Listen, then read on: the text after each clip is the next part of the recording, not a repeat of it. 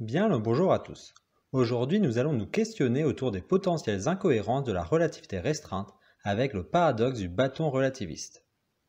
Dans cette vidéo, je vais tout d'abord vous énoncer le paradoxe du bâton relativiste, puis je vous fournirai la solution pour savoir si c'est une antinomie, c'est-à-dire une preuve que les hypothèses de la physique de l'époque étaient fausses, un paralogisme, c'est-à-dire que le raisonnement n'est pas valide, ou si c'est un waouh, c'est étonnant, c'est-à-dire que la conclusion est correcte malgré son apparence.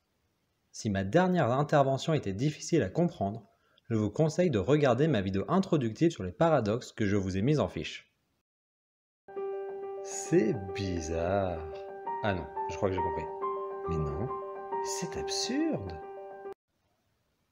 Comme nous l'avons vu dans le paradoxe du train relativiste, en relativité restreinte, il y a un phénomène de contraction des longueurs dans le sens du mouvement d'un facteur gamma qui dépend de la vitesse relative entre les objets.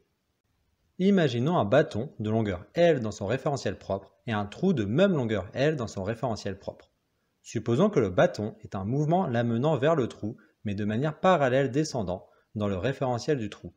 Le bâton étant en mouvement sera contracté et donc il pourra passer. Cependant, dans le référentiel du bâton, c'est le trou qui est contracté et donc le bâton ne devrait pas passer.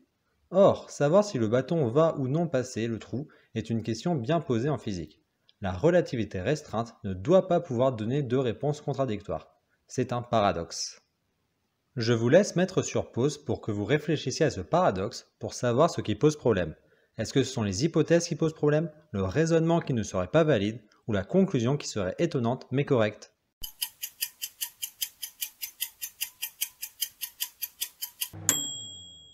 Le problème avec ce paradoxe est que l'on parle de la contraction des longueurs comme si c'était le seul effet d'un changement de référentiel. Si on travaille sur un seul axe, comme dans les dernières vidéos, ça ne pose pas de problème. Mais dans cette expérience de pensée, on est obligé de travailler dans le plan car on doit avoir une vitesse relativiste dans la direction de la largeur pour avoir la contraction des longueurs, mais aussi une vitesse dans la profondeur pour tomber dans le trou. Or, si on écrit mathématiquement ce type de mouvement, alors un effet apparaît, il y a une rotation. Et le paradoxe disparaît lorsque l'on remarque que dans le référentiel du bâton, en plus de la contraction des longueurs, il y a une rotation, ce qui fait que même si le trou se contracte, en se tournant, il va tout de même laisser passer le bâton. Par conséquent, peu importe le référentiel, le bâton pourra passer, et il n'y a pas d'antinomie dans la relativité restreinte.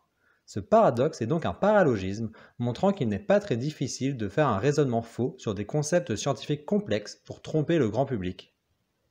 Cette vidéo étant maintenant terminée, je vous laisse vaquer à vos occupations. Au revoir.